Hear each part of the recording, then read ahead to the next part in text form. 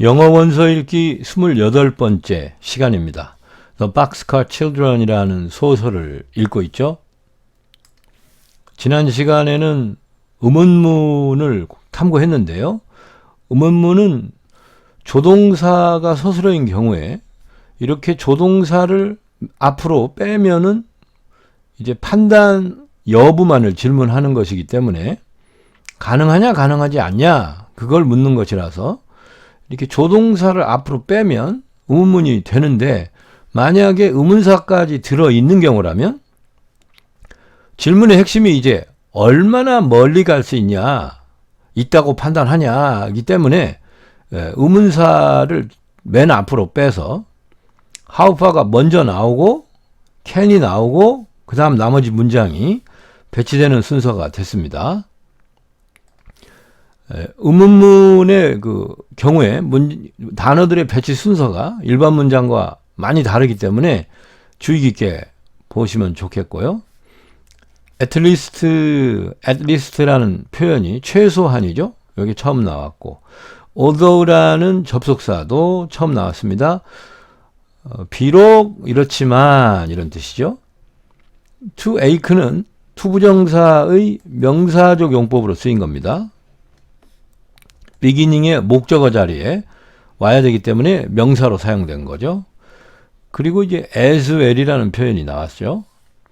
원래는 as는 이제 well에 수식이 붙어 있다는 표시 정도로 사용된 것이라서 요 정도로, 같은 정도로, 상당히 이런 뜻이고, 구체적으로 well에 대한 구체적인 부연 설명은 뒤에 다시 as 어쩌고 저쩌고 해서 구체적인 설명이 붙어 있어야 맞는데 이것을 그냥 생략해 버렸어요. 그래서 그냥 적당히 대강 알아들으라 그런 얘기죠. 그러면 이제 베니가 5살이고, 그리고 이제 5살과 같은 정도로 5살에 보통 통통하고 또 건강한 아이와 같은 정도로 상당히 통통하고 건강한 소년이었다, 꼬마였다, 뭐 이런 뜻으로 이렇게 뒤에 as는 생략을 하고 그냥 앞에 as만 넣어서 그 정도로 상당히 이렇게 쓰는 경우도 있었습니다. 자, 그럼 지금 상황을 한번 확인해 보죠. 지금 도망을 나와서 이제 아이들이 길을 걷고 있는데 그 오빠가 헨리가 베니를 안고 가니까 무거울 거 아니에요. 그러니까 지금 동생들이 걱정스러워 가지고 계속 안고 갈 수 있겠냐 하고 지금 상의를 하는 장면이었습니다. 거기다가 이제 베니는 조금 또 통통한 스타일인가 봐요. 그러면 더 무겁겠죠. 자, 그리고 오늘 공부할 문장을 봅시다. 오늘도 계속 지금 대화를 나누는 상황인 것 같아요. 여기 뭐 carry 이런 말이 나오는 걸 보니까 베니를 계속 안고 갈 수 있겠는가 하는 내용을 상의를 하는 것 같습니다. 자, 첫 번째 문장을 상세히 좀 보면요. 제스가 말하는 장면이군요. 제스가 said는 뭐 누가 요렇게 말한다로 두 가지 요소만, 주어와 목적어만 있으면 said는 문장이 완성이 돼버리죠. 그러면 이제 나머지 이 뒷단어는 부연 설명에 해당하겠죠. 그래서 해석을 하지 않아도 상관이 없습니다. 그런데 ly가 붙어 있는 걸 보면은 이제 요렇게 말했다, 동작을, said라는 동작을 부연 설명하는 부사로 지금 사용된 것 같아요. 그 제스가 이런 식으로 말을 했어요. 이제 말한 내용을 살펴보면은 서술어가 think입니다. 그러면 누가 요렇게 생각했다죠. 그래서 think도 주어 나오고 생각한 내용이 보통은 이제 생각이라는 게 좀 길잖아요. 생각은 뭐 한 단어로 표현하기 좀 어려우니까 항상 think 뒤에는 대부분 문장이 옵니다. 이 경우에도 지금 다시 또 문장이 배치됐죠. 그래서 나는 이렇다고 생각한다, 이런 내용인데 생각한 부분을 보면은 여기 지금 if가 나오죠. 그리고 이제 서술어가 could. 또 요 단어가 지금 서술어입니다.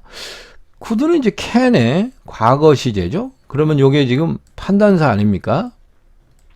그래서 제스가 지금 판단하는 내용을 자기 생각으로 나는 이렇게 생각한다라고 지금 언급을 하는 장면인 것 같습니다. 자, 뭐라고 판단했냐면요. 우리가 모두가 걷는 동작을 할 조건이 된다. 여건이 된다. 라고 이제 판단을 내린다는 거죠. 이게 이제 가능성에 대한 판단인데 저는 조건에 대한 판단이다. 라고 설명합니다. 그러면 모두가 fast는 빨리인데 ER이 붙었으니까 더 빨리. 모두가 더 빨리 걷는 조건이 될 거라고 판단한다는 거죠. 어떤 상황에서 어떤 조건에서 그렇게 되냐면 만약에 우리가 그를은 벤이겠죠. 이게 wake의 과거 시제입니다. 발음이 조금 어려운데요. W는 이제 우 소리가 나요. 그리고 O는 원래 이제 O가 소리죠. 그러면 길게 발음하면 장음이 되면 오우가 되고요. 또 강하게 읽으면 오로 읽습니다. 약하게 살짝 읽으면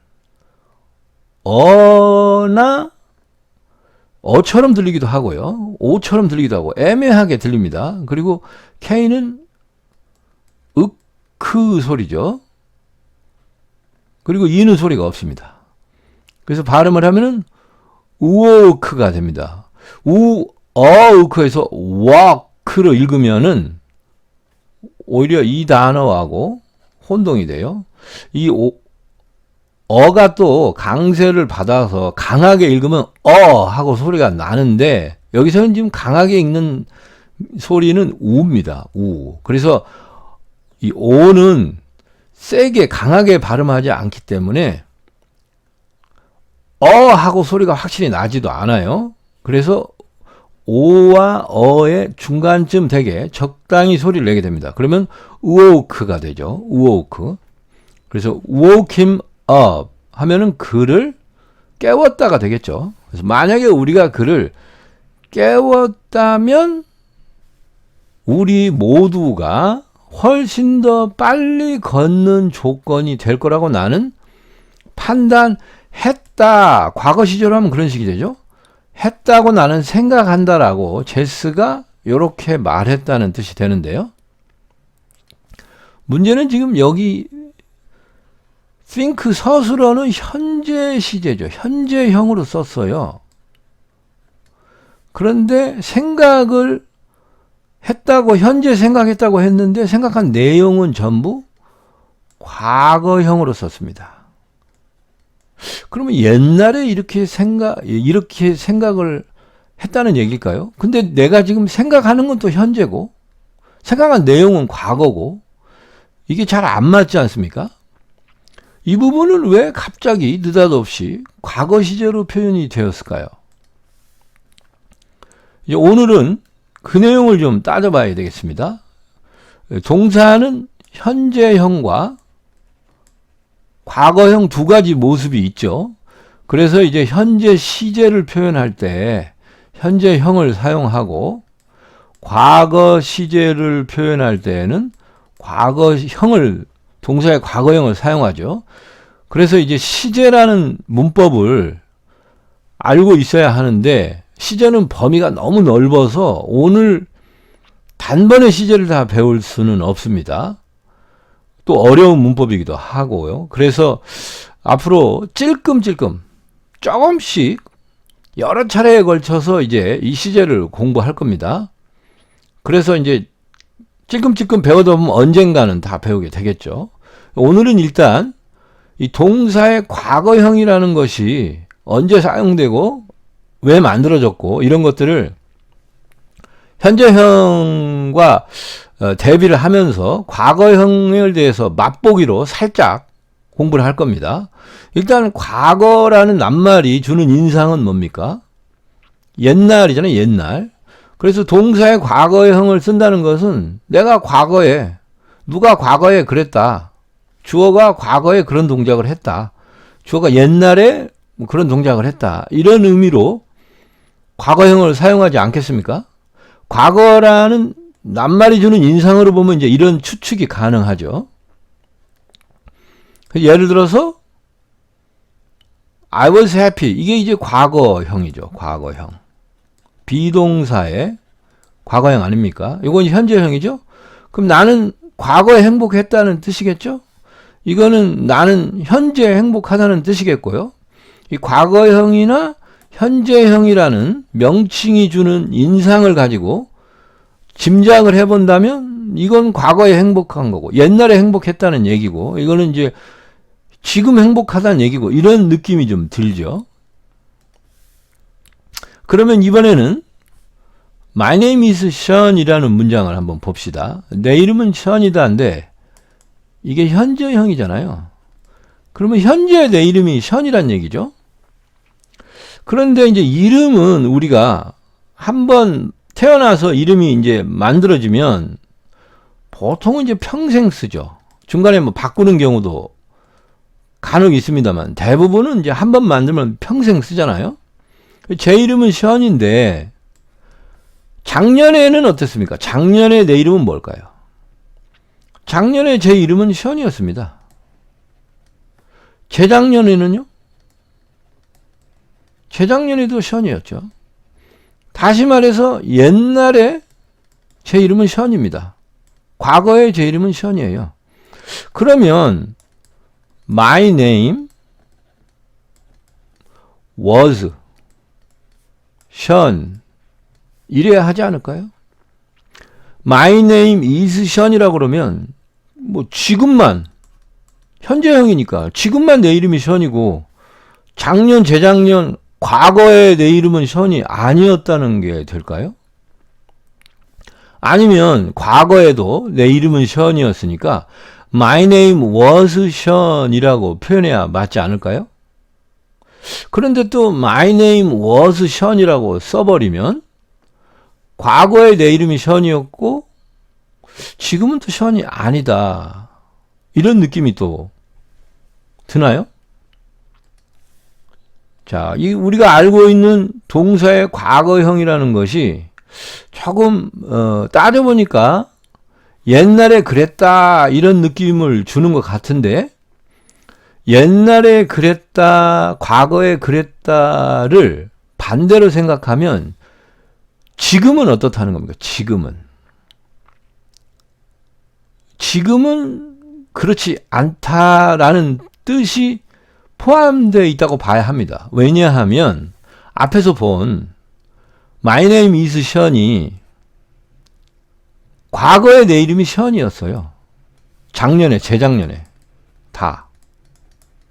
근데 지금도 내 이름은 Sean입니다. 그럼 어떻겠습니까? 지금도 여전히 Sean이면 그냥 이렇게 현재형을 씁니다. 과거에 내 이름이 Sean이었다고 해서 was를 쓰지 않는다는 거죠. 그러니까 과거에도 그랬고 지금도 그러면 그냥 현재형을 쓰는 겁니다. 그런데 과거에는 그랬고 지금은 안 그래요. 그러면 과거형을 쓴다는 얘기입니다. 이 경우에만 지금도 그러면 그땐 현재형으로 간다는 거예요.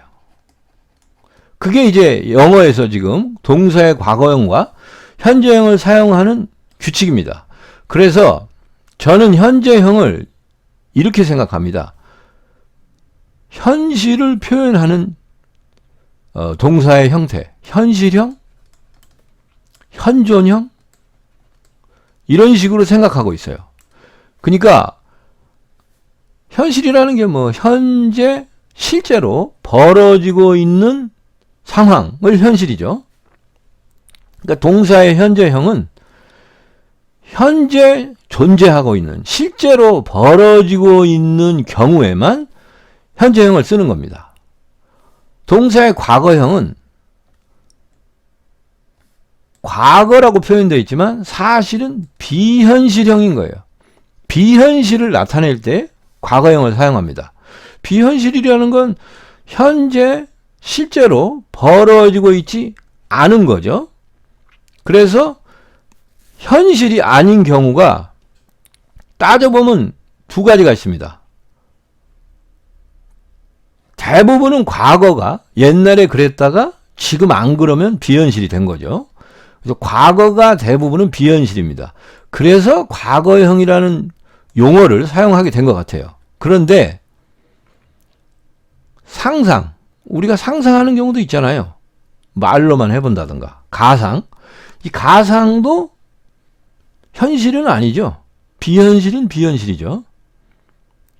그래서 과거형이 가상을 표현할 때도 사용됩니다. 왜냐하면 비현실을 표현할 때에는 과거형을 쓰라고 했으니까요. 그런데 과거형은 결론적으로 과거만 표현하는 게 아니라 가상도 표현하게 됩니다. 왜냐하면 과거형은 비현실을 표현해야 하니까요.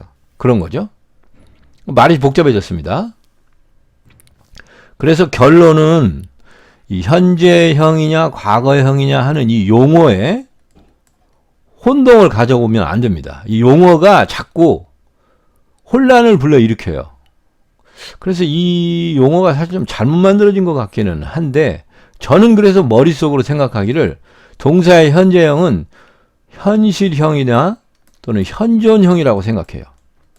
실제로 지금 벌어지고 있는 일이냐 아니냐만 가지고 판단한다는 거죠.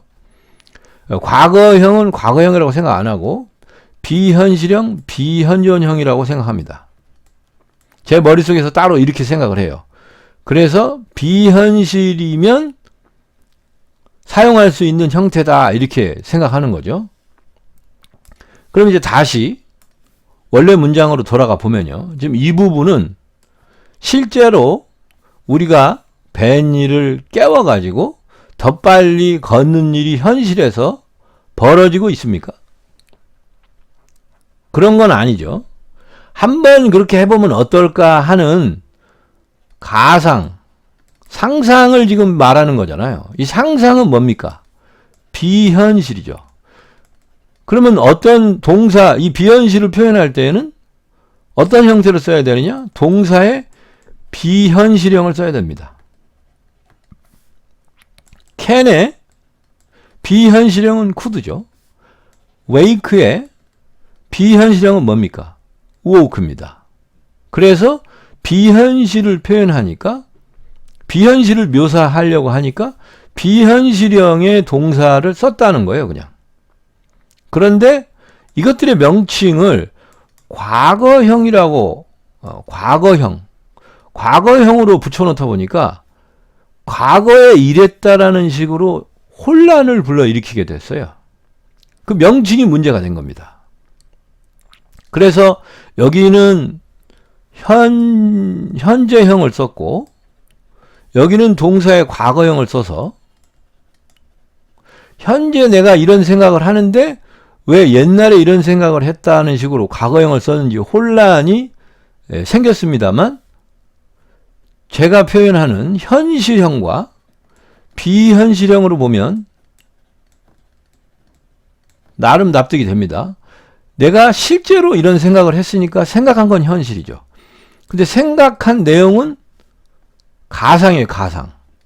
생각한 내용은 가상이니까 비현실이죠. 그러니까 비현실형으로 쓰게 됐다, 이런 얘기입니다. 이렇게 보면 또 어느 정도 납득이 되나요? 자, 이게 이제 말로 들어보면 또 그런 것 같기도 하고, 나름 논리가 있으니까 알아들을 것 같기도 하고, 그런데 또 어떻게 생각하면 뭔 소리인지 하나도 모르겠고, 그렇죠. 이게 이제 시제는 문법이 굉장히 복잡하고 어렵고요. 또 범위도 넓어서 단번에 알아들을 수는 없습니다. 앞으로 이제 반복적으로 보면서 계속적으로 이제 이제 탐구를 하다 보면은 이제 몸에 자연히 배고 익숙해지면은 이제 읽자마자 알아들을 수도 있고 나도 모르게 이런 표현들을 내 입으로 말할 수도 있고 그렇게 되죠. 그래서 이제 그냥 머리로 이해를 한 것과 또 몸에 배서 자유롭게 활용하는 것은 또 전혀 다른 문제라서 지금 설명을 듣고 뭔지 모르겠다라든가 알 것 같긴 한데 애매하다라든가 그렇다고 해서 이제 공부가 안 되고 있는 건 아닙니다. 오히려 단번에 알아듣는 게 더 비정상이겠죠. 비정상이라기보다는 이제 흔한 일은 아니죠. 단번에 알아들으면 뭐 그분은 천재입니다. 오늘 이제 그냥 알아야 할 내용은 이겁니다. 다 복잡하니까 다 까먹어도 상관없고요. 동사라는 게 두 가지 모습이 있다. 이제 알려지기는 현재형이 있고 과거형이 있는데 이게 이름이 조금 헷갈리게 만들어졌다더라. 그래서 이제 이 사람 주장은 뭐냐? 이건 현실형이라고 생각하자. 요거는 비현실형이라고 생각하자. 이제 이런 의견이 있다는 거죠. 이게 이제 제가 뭐 다 제 말이 맞는 건 아니라서 저도 제 의견일 뿐이죠. 그래서 문법책에서 표현하는 이런 여태까지 사용하는 현재형, 과거형의 용어를 쓸 건지 현실형, 비현실형 이런 용어를 쓸 건지는 여러분 자유로 선택할 수 있죠. 뭘 고르는지는 이제 자기 마음 아니겠습니까? 꼭 제 의견을 따라야 한다는 법은 없으니까 마음에 드는 걸 골라 쓰시면 되고요. 동사가 좌우간 두 가지 중에 하나를 골라 쓰는 형태더라. 이 두 가지가 각각 뭔가를 묘사하기 위해서 만들었다. 그럼 과연 이 두 가지는 어느 경우에 이거를 쓰고 어느 경우에 이걸 쓰려고 만들었을까? 이런 것에 대한 이제 고민을 해보시고 양쪽 의견을 다 놓고 비교 판단해서 마음에 드는 쪽을 골라 쓰시면 되겠습니다. 저는 이제 현실이냐 비현실이냐로 구분해서 사용한다는 의견을 이제 말씀드렸습니다. 그래서 이 문장을 다시 해석해 보면 제스가 이제 이렇게 말했어요. 나는 실제로 생각을 했는데 이런 상상을 해봤다. 우리가 만약에 베니를 깨워가지고 깨운다면은 우리 모두가 베니도 이제 안고 갈 필요가 없이 지발로 걸어갈 테니까 모두가 더 빨리 걸을 수 있지 않을까, 걷게 될 것 같다. 이런 판단을 가상으로 해봤다고 요렇게 제스가 말을 한 거죠. 이 단어는 이제 decidedly라고 읽는데요. decidedly는 단호하게라는 뜻입니다. 자기가 가상으로 생각을 해보고 이제 단호하게 깨워야겠다고 결심을 한 거죠. 그래서 단호하게 이렇게 말을 했습니다. 그러면 이제 해리가 이제 깨워야 할까요, 애를? 자, 다음 문장을 보니까 아직도 제스의 말이 이어지고 있네요. 제스가 여기서도 판단을 했군요. 판단을 묘사하는데 이것이 could니까 비현실형이죠? 그럼 비현실적인 상황에 대해서 제스의 판단을 지금 언급하는 겁니다. 우리가 각자가 그의 손은 이제 베니의 손이겠죠. 베니 손을 취해가지고 거의 그를 운반, 지니는 조건이 된다고 판단하는데 이러한 판단은 가상의 상황에 대한 판단이다. 이런 뜻이죠. 그래서 이제 뭔 소리냐면 베니를 깨웠어요. 그럼 베니도 지발로 걸어갈 수 있게 되잖아요. 안고 갈 필요가 없으니까. 그러면 우리가 각각, 이치가 이제 각각 이런 뜻이죠. 한 명 한 명이 베니의 손을 양쪽에서 잡습니다. 손을 취한다는 게 손을 잡는 거겠죠.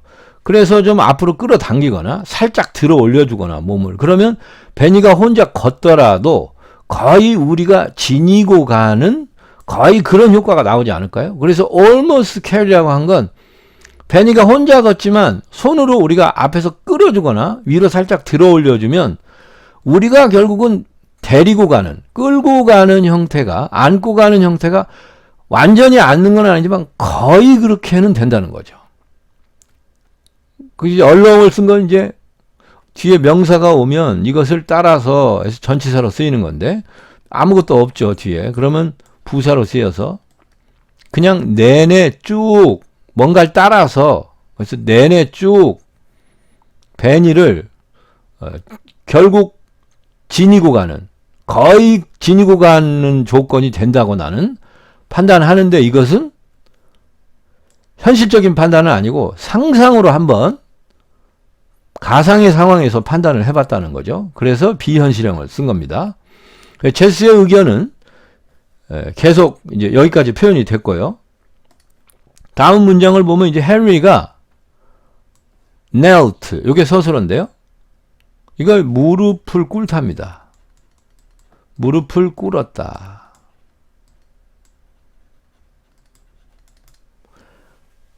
by가 뒤에 명사가 왔죠. 요렇게가 전치사 구로 쓰인 거죠. road가 도로, 길이잖아요. side가 면, 한 면. 그래서 길의 한 면이니까 길가입니다. 그 길, 지금 걷고 있는 진짜 그 길이죠. 진짜 길이니까 그 길.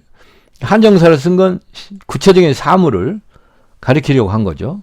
자기들이 걷고 있는 그 길가를 지나서, 그 길가를 거쳐서, 그래서 그 길가의 옆에다가 헨리가 무릎을 꿇었어요. 그리고는 set. set은 우리가 세팅 이런 말 하죠. 뭐 침대를 세팅한다, 테이블을 세팅한다. 이게 맞추었답니다. 맞추었다.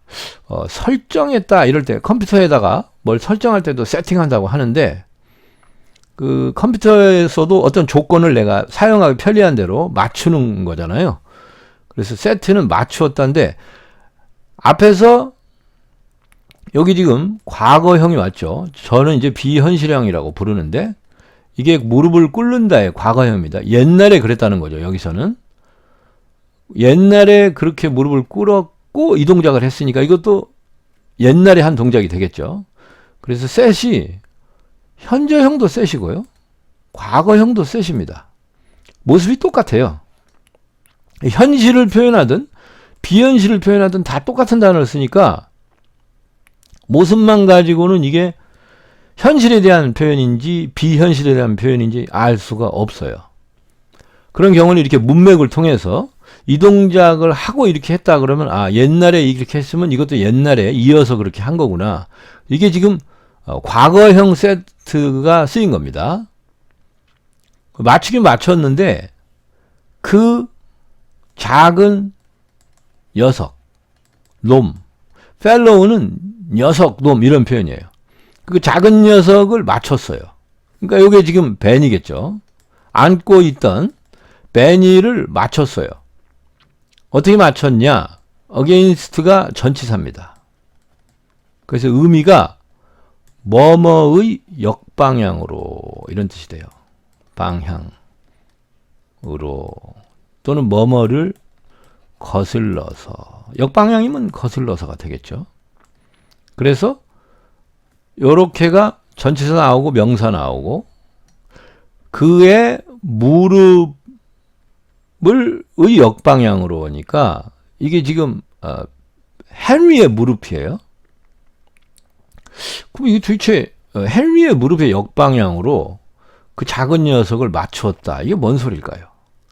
against가 좀 어려운 표현인데, 벽이 이렇게 있으면은 벽에다가 이렇게 사람이 이렇게 기대 설 때도 against the wall이라고 against를 씁니다.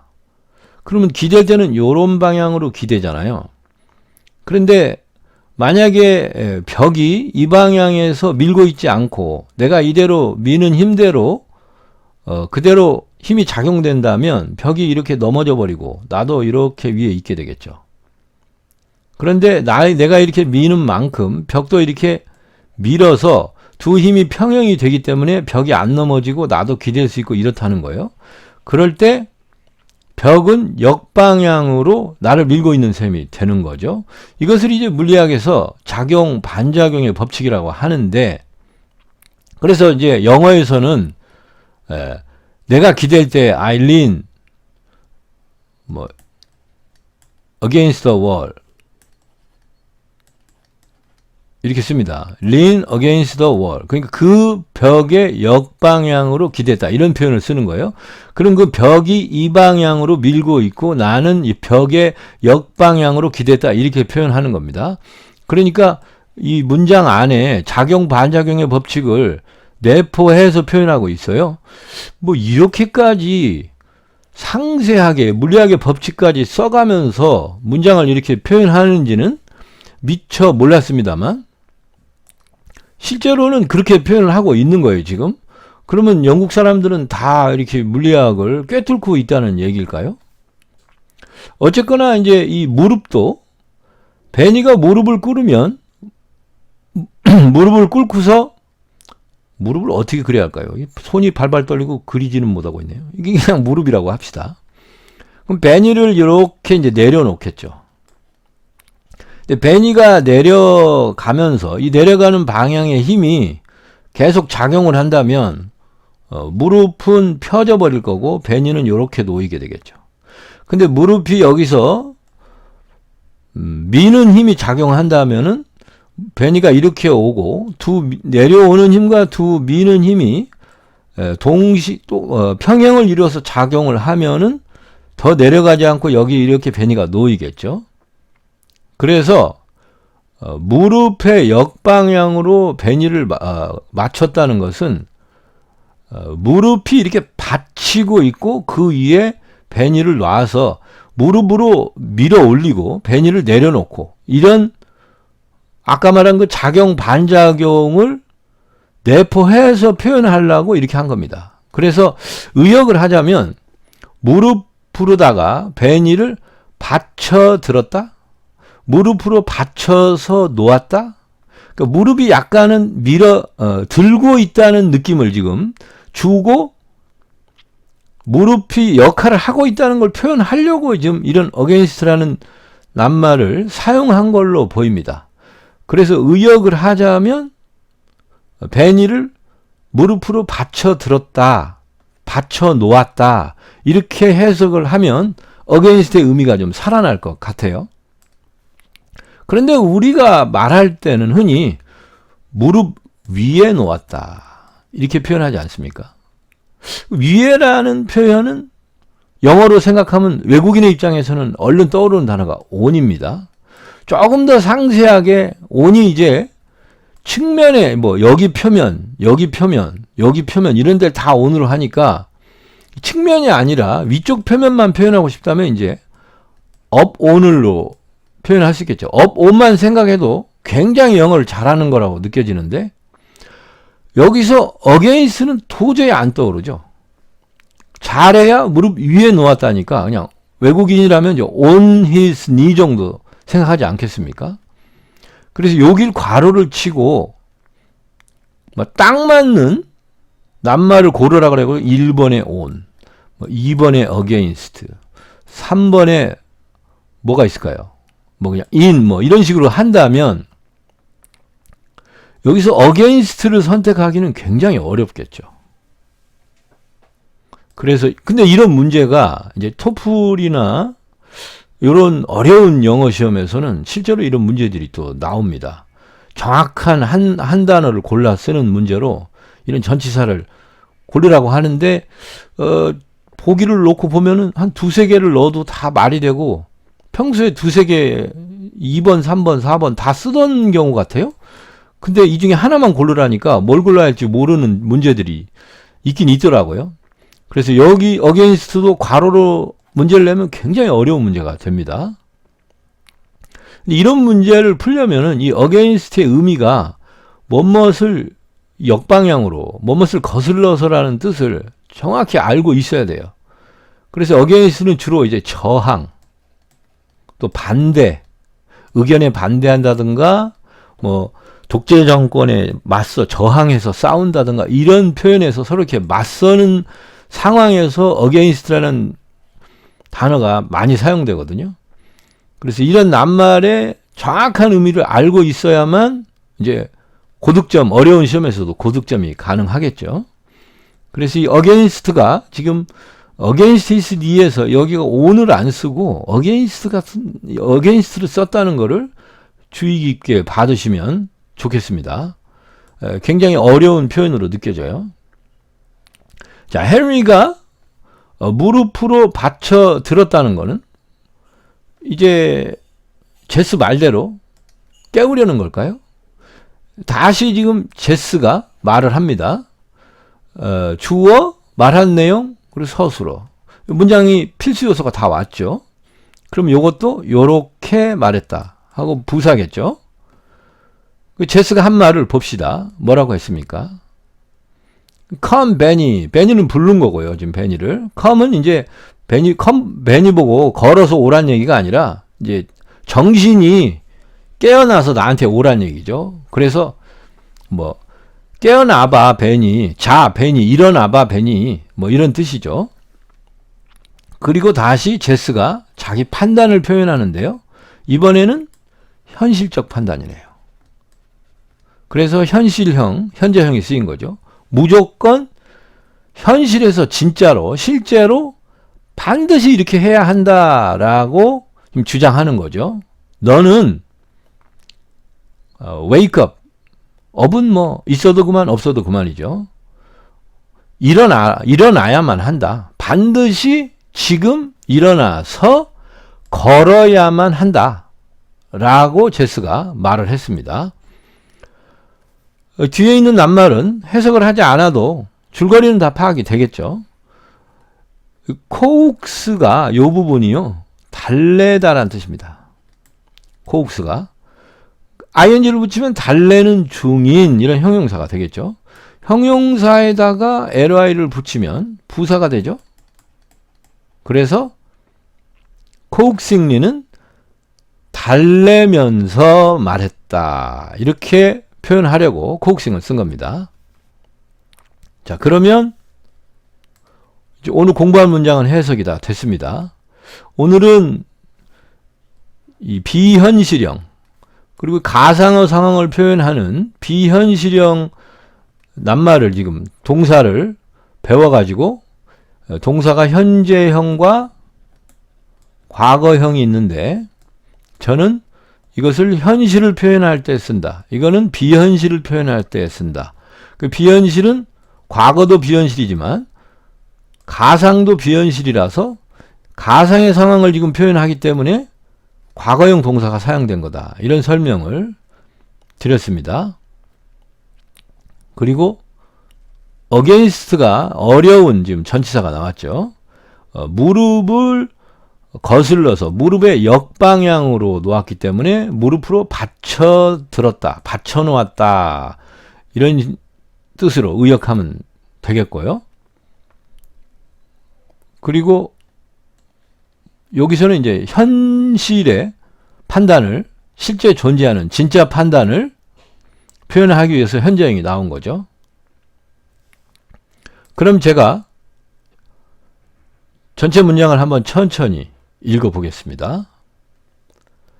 I think we could all walk faster if we woke him up, said Jess decidedly. We could each take his hand and almost carry him along. Henry knelt by the roadside and set the little fellow against his knee. Come, Benny, you must wake up now and walk, said Jess coaxingly. 수고하셨습니다.